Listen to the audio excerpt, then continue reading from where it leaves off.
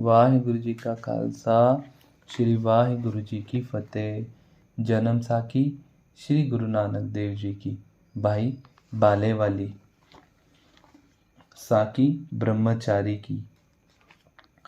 अब श्री गुरु नानक देव जी महाराज करतारपुर में ही निवास करने लगे। लंगर प्रारंभ हो गया। प्रत्येक अतिथि की सेवा होने लगी। गुरुजी के कृत चारों ओर फैल गई। एक दिन एक पुरुष गुरुजी के पास आकर कहने लगा, हे प्यारे सद्गुरु, मैं एक अत्यंत ही निर्धन आपकी जाति का बेदी हूँ। मेरा सिवाय एक लड़के के और कोई नहीं। अब मेरी कन्या का विवाह है।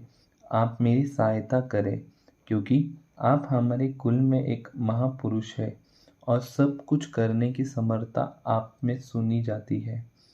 आप मेरा यह महान कार्य सिद्ध करो। गुरुजी दयालु थे। कहने लगे, हे भ्राता, जिस वस्तु की तुमको आवश्यकता है वह हमें बताओ। उसने सभी चीज लिखाकर गुरुजी को दे दी। गुरुजी ने अपने शिष्य, जिसकी जाति अनंत थी और नाम भगीरथ था, उसे आज्ञा दी कि यह सभी वस्तु लाहौर से जाकर ले आओ। इतना ध्यान रहे कि लाहौर में केवल एक ही रात्रि रहना। अगर दूसरी रात्रि रहोगे तो तुम्हारा जन्म बिगड़ जाएगा। भगीरथ के मन में भय हो गया। वह भागता हुआ लाहौर जा पहुंचा। वहां एक बानिये की दुकान थी। उससे जाकर भगीरथ ने कहा, भाई, यह वस्तु हमें शीघ्र दे दो, क्योंकि मैंने लाहौर में नहीं रहना, कहीं बाहर ही विश्राम करूंगा। उस बनिए ने कहा, हे भाई, और वस्तु तो मिल जाएगी, परंतु इतनी जल्दी चूड़ा नहीं बन सकता। उस बनिए ने कहा, यदि तू एक रात्रि रहे तो चूड़ा बन सकता है। भगीरथ ने कहा, यदि मैं एक रात्रि और रहूं तो मेरा जन्म बिगड़ेगा, इसलिए आज ही मैंने लौटना है। बनिए ने कहा, हे भाई, यदि किसी का स्वामी शक होता है तो वह नाराज होता है, परंतु तुम कहते हो मेरा जन्म बिगड़ता है। वह अजीब है। कलयुग में ऐसा कौन है जिसकी आज्ञा न मानने से जन्म ही बिगड़ जाए। तब भगीरथ ने कहा, हे मित्र, मेरे सद्गुरु ऐसे ही है। तब बनिए ने कहा, तब तो मैं भी तुम्हारे साथ चलकर तुम्हारे गुरु का दर्शन करूंगा। एक चूड़ा रंगा हुआ है। यदि तुम्हारे गुरु सत्य में महापुरुष होगे तो मैं भी उसे अपना गुरु धारण कर लूंगा। यदि मेरे मन में उनके अनेकों मान लेगा तो फिर मैं मूल्य नहीं लूंगा, और यदि मन ना माना तो फिर मैं सभी मूल्य ले लूंगा। वे दोनों चलते चलते करतारपुर आ गए तथा गुरुजी के चरणों पर नमस्कार किया। जब बनिए ने गुरुजी के दर्शन किए तो उसके हृदय के कपाट खुल गए। गुरुजी के दर्शनों ने बनिए को निहाल कर दिया। अब वह बनिया 3 वर्ष तक गुरुजी की सेवा में रहा। बानी कंठ की और कुछ पुस्तकें लिखवाकर अपने साथ ले गया। फिर एक बनिए ने सौदागरी की ओर उस नगर में गया जहाँ राजा शिवनाभ राज करता था। वह बनिया दिन को तो माला बेचा और रात्रि को कीर्तन करता था तथा प्रहर रात्रि रहते स्नान करता और जपजी का पाठ करता। यह उसकी दैनीय कृति थी। अर्थात उसकी दिनचर्या गुरुजी के आज्ञा अनुसार थी। गुरुजी की आज्ञा है कि जो सिख रहत बहत में पूर्ण हो, वह सिख इसी जीवन में मुक्ति होता है, और जब वह मृत्यु को पाता है तब उसकी सद्गति होती है। इस प्रकार वह बानिया प्रत्येक दृष्टिकोण से गुरु मार्ग के अनुसार चलता था। मन मत करने वाले लोग सूर्य चढ़े तब स्नान करते और एकादशी, पूर्णिमासी, मंगल आदि के व्रत रखते थे। उनके सभी काम दिखावे के होते देखकर यह बनिया उनसे कुछ उदास रहता था। और इस आडंबरों की ओर उसका झुकाव नहीं था, क्योंकि गुरुजी महाराज पाखंडवाद के विरोधी थे तथा धर्म मार्ग के कारण संसार में प्रकट हुए थे। अतएव वे पाखंडी बानियों को भ्रष्ट करने लगे। एक दिन कुछ शरारती पुरुष ने राजा शिवनाभा को कहा, हे राजन, यह बानिया हिंदू होकर भी धर्म मार्ग के उल्टा चलता है। इसने कभी व्रत आदि शुभ कर्म नहीं किया। राजा ने बनिए को अपने दरबार में बुला लिया। तब बनिए ने राजा का यथोचित सत्कार किया। तब राजा ने पूछा, हे सेठ, तू हिंदू होकर व्रत नेम आदि जो शास्त्र मर्यादा है उसे पूर्ण क्यों नहीं करता? बनिए ने उत्तर दिया, हे राजन, जिस वस्तु की प्राप्ति के लिए व्रत आदि किया की जाती है वह वस्तु तो मैंने प्राप्त कर ली है। अब मुझे इन व्रत आदि नियति की आवश्यकता नहीं है। राजा ने कहा, वह कौन सी वस्तु है जिसके मिल जाने से व्रत आदि जो शास्त्र वहित कर्म है उनको न करना ठीक है? तब बनिए ने उत्तर दिया कि हे महाराज, एक महापुरुष के दर्शन से सभी मनोकामना पूर्ण हो गए हैं। राजा ने कहा कि तुमको विश्वास हो गया है। उस सेठ ने कहा, हे राजन, उस मेरे सतगुरु के दर्शन से ही तमाम विश्वास हाथ जोड़कर सन्मुख उपस्थित हो जाते हैं, क्योंकि जहाँ साक्षात ईश्वर ही प्राप्त हो जाए वह विश्वास आदि का तो प्रश्न ही पैदा नहीं होता। राजा ने कहा, कलयुग में तो एक भी नहीं है जिसके दर्शन से मुक्ति प्राप्त हो जाए। तब बनिए ने कहा, हे राजन, यह मत कहो, क्योंकि मेरे सद्गुरु देव श्री गुरु नानक देव प्रत्येक मूर्ति के दाता है। तब राजन ने कहा, मैं उनकी बानी सुनना चाहता हूँ। अब उस बनिए ने गुरुजी की पवित्र बानी सुनाई तो राजन परम प्रसन्न हो गया और उस बानी के साथ राजा शिवनाभ सिख बन गया तथा गुरु दर्शन को चल दिया। जब चलने लगा तो बनिए ने कहा, हे राजन, श्री गुरु जी तो पावन रूप है। जहाँ सच्चे मन से आह्वान करो वहीं पर प्रकट हो जाते हैं। वह घट घट की जानने वाले हैं। यदि आप श्रद्धा से बुलाओ तो महाराज स्वयं प्रकट हो जाते हैं।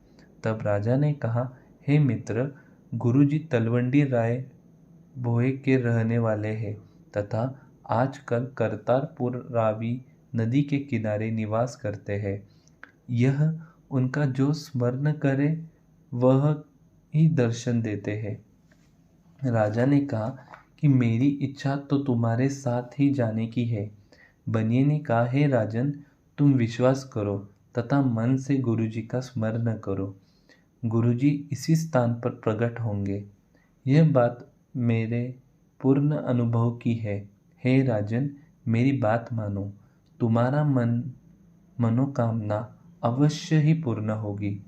इतना ही कहकर वह गुरुजी का सेवक बनिया अपना जहाज भरकर वहाँ से पश्चिम की ओर चला गया। बनिए के जाने के पश्चात राधा शिवनाभ गुरुजी के दर्शन का लालन करने लगा।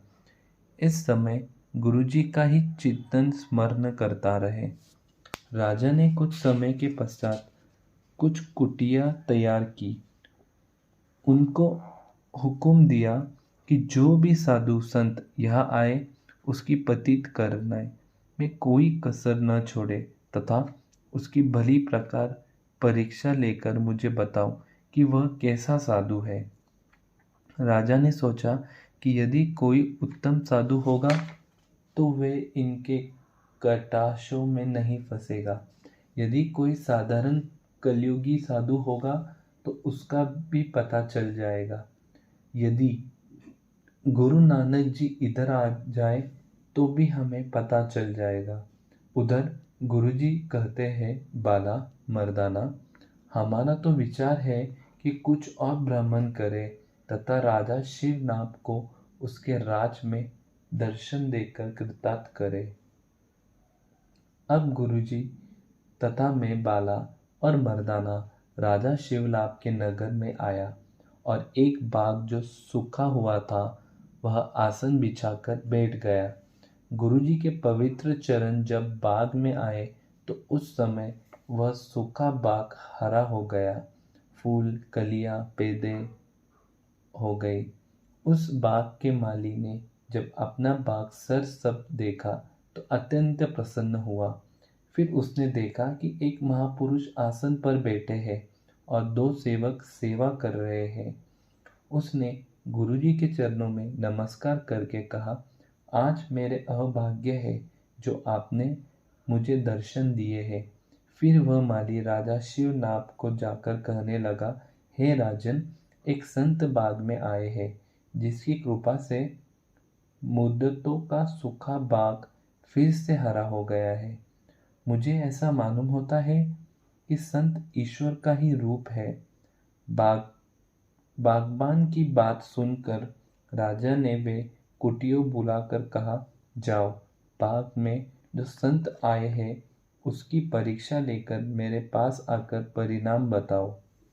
राजा की आज्ञा से कुटनियों बाग में 36 प्रकार के पकवान लेकर गए तथा गुरुजी के आगे रख कर कहने लगे, हे महाराज, हम आपके चरण सेवक हैं तथा आप इस मिठाई फलादि को प्रसन्न होकर खाए।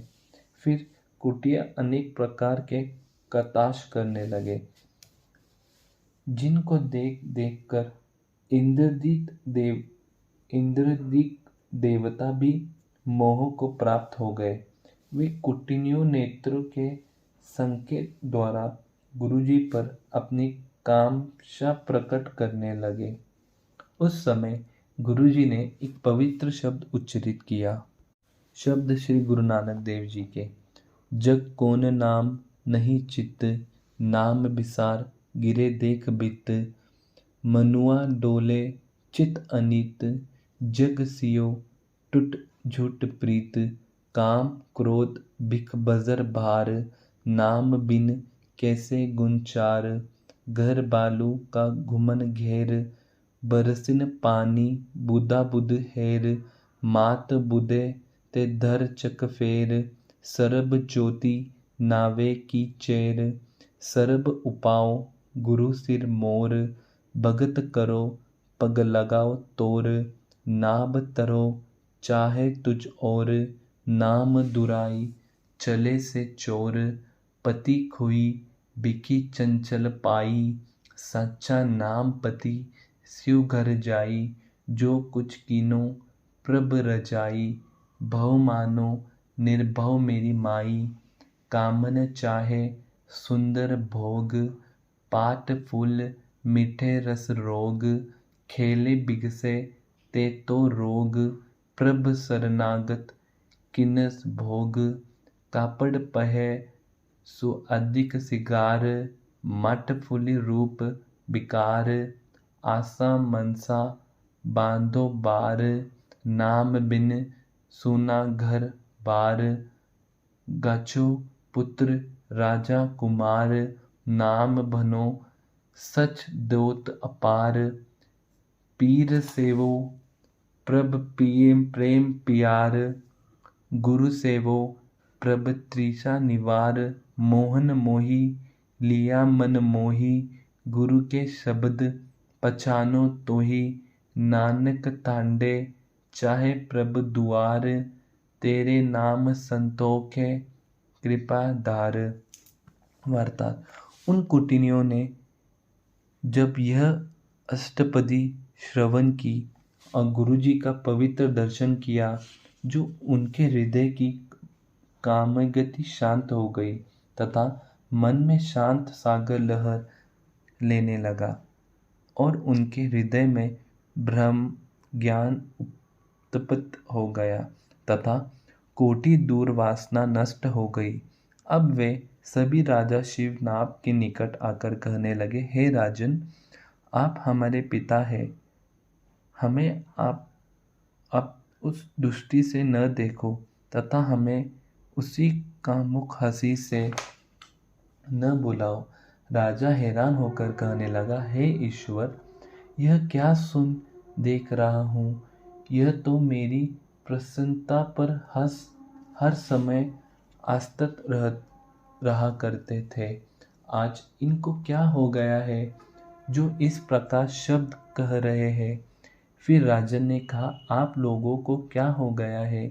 उन कीटियों ने कहा, हे राजन, आज हमने बाग में भीतर एक महापुरुष को देखा जिसके दर्शन मात्र से हमारा भाग्य उदय हो गया है तथा मन में पवित्रता की गंगा बह निकली है।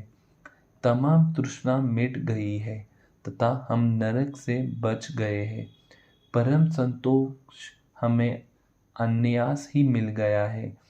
उनकी बात सुनकर राधा शिव नाग उसी समय बाग के ओर चला गया।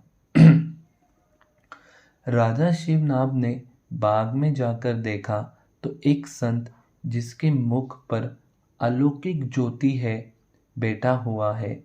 फिर राजा परीक्षा के लिए पीठ देकर खड़ा हो गया।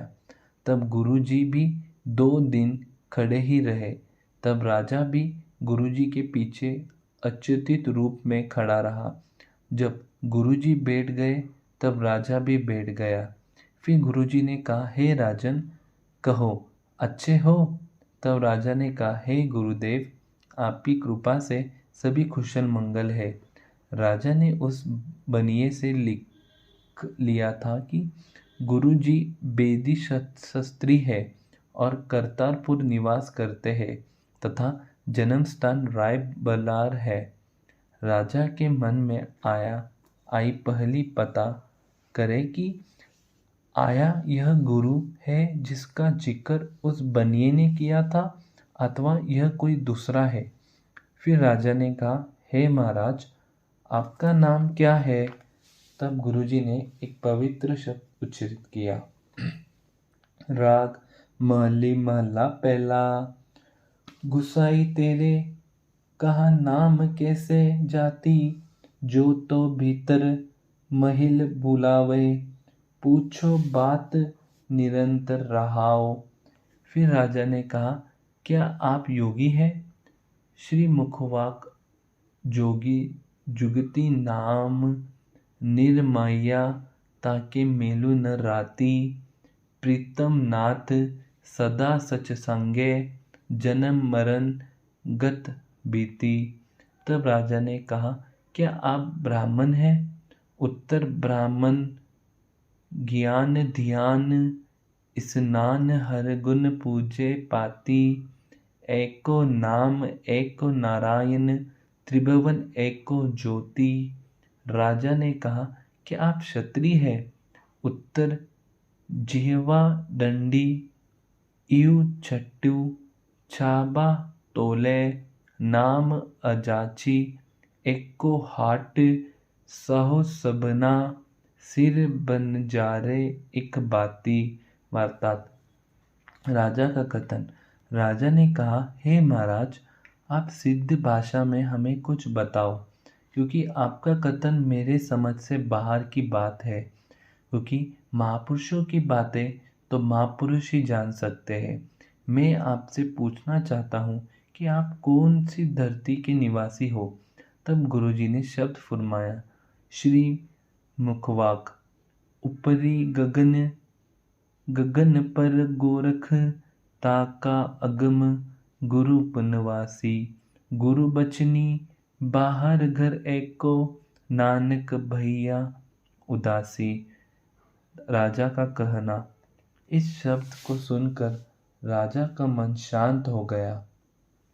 तब राजा शिवलाभ गुरुजी के 3 प्रदक्षिणा करके चरणों में पड़ गया। फिर राजा ने प्रार्थना की कि आप दयालु तथा ईश्वर स्वरूप है।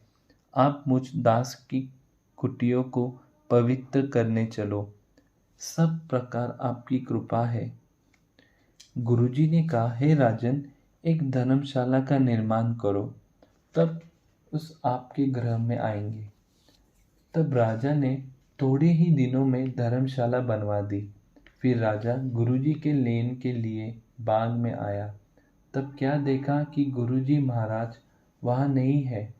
राजा को तब गुरुजी के वियोग में मूर्छा आ गई। तब लोगों ने देखा कि गुरुजी नवीन धर्मशाला में विराजमान है।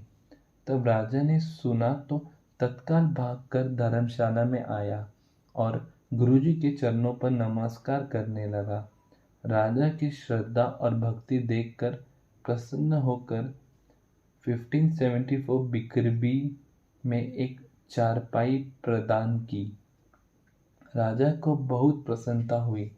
उस समय संगल द्वीप में 7 राजा राज्य करते थे। गुरुजी की कृपा से तमाम संगल द्वीप में राजा शिव एक ही राजा सर्वव्यापी माना गया और अटल राजा करने लगा। उस समय गुरुजी की आयु 89 वर्ष की थी। उस आयु में गुरुजी ने प्राण संगली उच्चारण की। वाघा, पटन, बिदुर आदि नगरों में लंगर प्रथा चलाई। फिर गुरुजी पंजाब देश को लौट आए तथा परिवार ने गुरुजी के दर्शन किए। एक दिन गुरुजी ने कहा, हे मर्दाना, पाक पटना में शेख फरीद के स्थान पर एक शेख ब्राहा है। वह हमें बहुत याद करता है और परमात्मा का प्यारा है। चलो उसके दीदार कर आए। उसकी आयु भी बहुत है। तब गुरुजी पाक पटना की ओर रवाना हुए। धन गुरु नानक। वाहिगुरु जी का खालसा, श्री वाहिगुरु जी की फतेह।